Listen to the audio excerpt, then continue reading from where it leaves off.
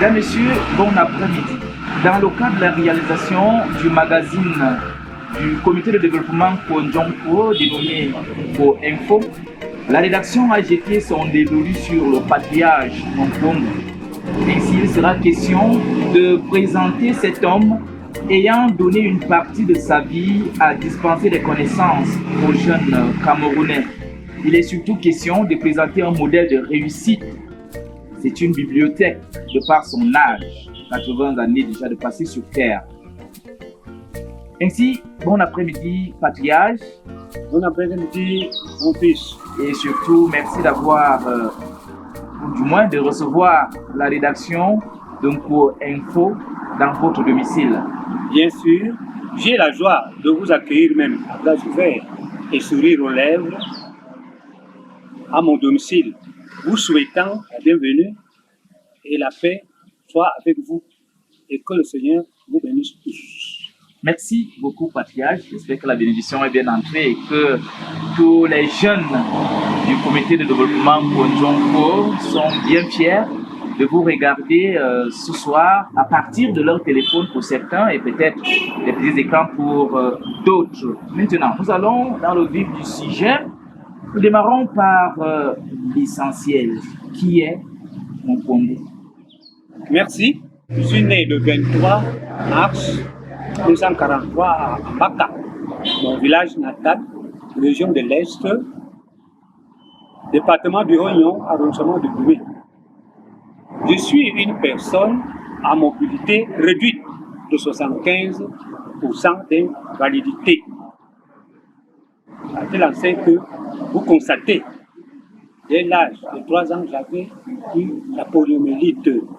C'est grâce aux missionnaires catholiques qui ont fait à ce que je puisse rester debout. Parce que je fréquentais à l'école de Kwam. Après ce cycle primaire où j'étudiais l'obtention de mon premier diplôme de CEPE, pas de père, rien qu'une pauvre mère malade. Le révérend père Delem et le révérend père Rimbaud, tous français, m'ont dit de faire le concours de recrutement des enseignants à l'Institut pédagogique de l'école normale de Doumé, créé en 1960. Appellation actuelle, collège de la salle de Doumé. Admis à 16 ans parmi les étudiants de cette institution pédagogique, je permettais la carrière des enseignants dès que besoin est lancé de part et d'autre. À l'époque, la ville de Batouri était la seule délégation de l'éducation nationale de l'Est, où l'administrateur civil colonial français, aux filiations de M.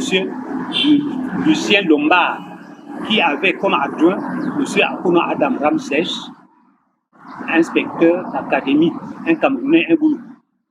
Tous étaient inspecteurs d'académie d'enseignement primaire et maternel. L'inspecteur d'académie, M. Lombard Lucien, avait envoyé une note que les mairies recrutent 5 enseignants par an. Et après quelques années, l'État les prendra en charge dans son budget. Les épreuves de ce concours sortaient de Batouri et le concours s'est déroulé à Doumé. Ma participation à ce concours des 5 enseignants était bien admissible. Me voilà considéré en qualité de maître communal auxiliaire au compte de la commune mixte rurale de Doumé. Parce que maintenant, ce n'est plus commune mixte rurale de Doumé, c'est commune d'arrondissement. Alors, patriarche, oui. Vous avez été encouragé par vos parents adoptifs à faire partie de ceux qui vont prendre part à cette école, devenir enseignant. Oui. Est-ce qu'il y a une partie de vous-même dans le choix d'enseigner? Bien sûr. Il y a une partie de moi-même, j'aimais beaucoup d'être enseignant pour dispenser les cours. Et maintenant, vous avez choisi de le faire chez vous-même?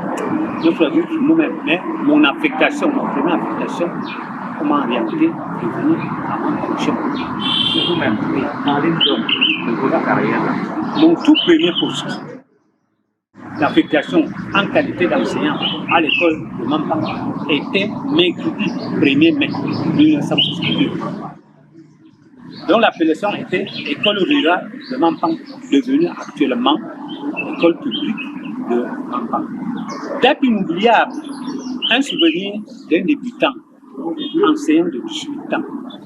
Parmi mes élèves, beaucoup avaient à peu près mon âge et me dépassaient aussi en taille.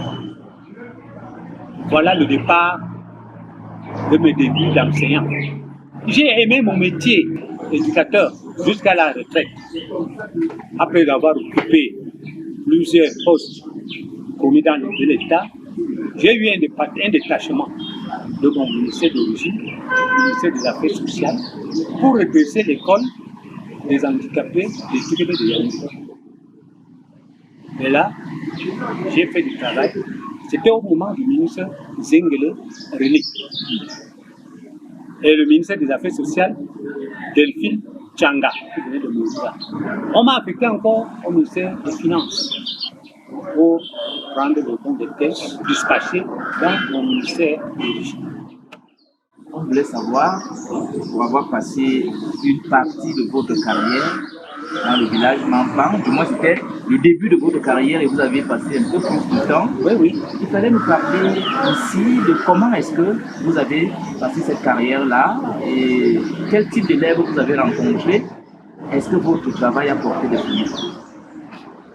J'ai rencontré des élèves en 1962, date d'arrivée à ces lieux, sous mes observations, ce village était cosmopolite, qui englogeait plusieurs ethnies, et on y trouvait quelques Africains dont les enfants fréquentaient dans cette école, les Tchadiens, les Congolais, sans oublier les Français qui tenaient la direction de la compagnie forestière de la Sanga Ubangui ADG CFE. Alors, parlez-nous donc du comité de développement Makarout qui prend cet envol aujourd'hui avec ce qu'on a appelé nouvelle dynamique ou en tant que patriarche. En tant que patriarche, ce comité de développement, très intéressant, pour le développement du Makarout, qui a pris un nouveau envol dynamique de développement que ma mère m'a pensé à trois phases. Première phase, les jeunes de Makarout, du comité de développement, doivent vivre à l'unisson pour obtenir une bonne marque dans notre département. Village moderne, dans les coins et les recoins de l'agglomération. Respecter les réunions et les recommandations dictées à cet effet. Pour le sport, que Jean Paul a repris, les sports de football, handball, haute discipline, inter et village, que j'étais auteur réunissant la jeunesse volontaire des 4 cantons du Rognon, Baka, parce que je le faisais pendant les vacances scolaires de 1968 à 1979. Il y avait souvent des rencontres de football, de sportifs dans mon village. À savoir que je n'étais plus à l'école publique à partir d'ici avril 1979. J'ai été affecté à l'école principale de Gumé, ville, pour renforcer l'effectif des enseignants. C'était pendant les vacances que j'organisais ces rencontres. ça s'enchaîne avec le comité de développement d'Info jusqu'à organiser une coupe dénommée Coupe Nompombo Justement, c'est un guise de reconnaissance de celui-là qui a aimé le sport, qui a tant aimé le sport et particulièrement le football, que le comité de développement, son volet sport, a décidé d'organiser ce tournoi qui porte votre nom. Voilà. Quel sentiment avez-vous? Sentiment de joie pour ce sport. Voilà, les gens qui venaient se rencontrer, Makabe Ben, route de Lomé village, rapprochée d'Ambaka, route d'Angossas et route de Doumé. Les rencontres se déroulaient dans les cours des villages, par manque de stade, à l'époque. Et à la fin de rencontre, c'était un apéritif, une boîte de jus, vu que j'avais un bar au nom de Beau Séjour. Donc, je suis très fier de cet enchaînement que nous pouvons enchaîner, faire la continuité de ce que je faisais à partir de 1979. Je suis très fier. Alors, il y a aujourd'hui une jeunesse dans l'Onkondjonko qui compte ces 14 villages. Cette jeunesse qui, quelque part, est en perte de repère. Quel message le patriarche envoie à cette tranche-là?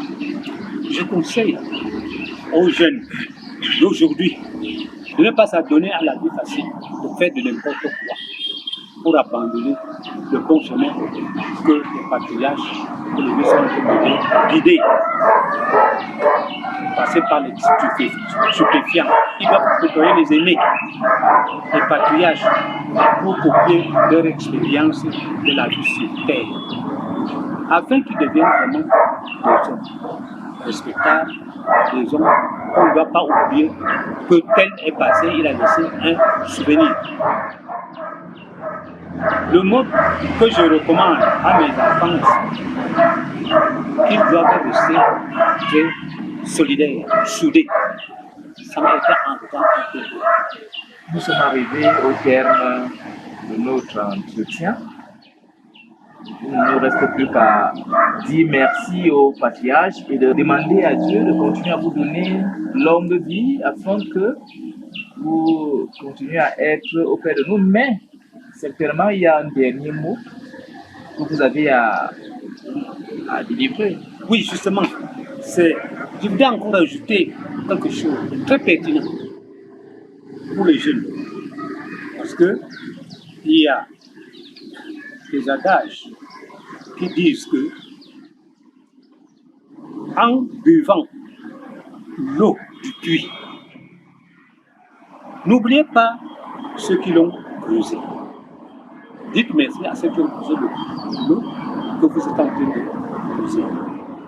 Deuxièmement, si tu trouves un obstacle dans la route que tu as empruntée et que tu n'arrives pas à franchir, rentre et demande conseil aux doyens, aux vieux, aux patriarches. Un vieux est une bibliothèque dans l'humanité. Et il faut bien travailler pour réussir. Dieu tend la main à celui qui se lève tôt. Soyez une génération consciente pour votre devenir et avenir. Mot de force majeur auprès de vous, mes enfants, que le Seigneur Tout-Puissant vous bénisse. Merci, patriarche, merci beaucoup et nous recevons cette bénédiction. Nous prions l'Éternel, notre Dieu, de continuer à vous donner cette force et surtout la vie, afin que vous continuiez à être auprès de nous, nous donner ces conseils. Merci. Qui nous permettront de mieux développer le Kondjonko qui en a vraiment besoin. Et merci de nous avoir reçus pour cet entretien. Oui, je suis très content aussi. Si Dieu me donne encore la force, je pourrais assister à cette organisation dans ma coupe. D'accord. D'accord. Merci.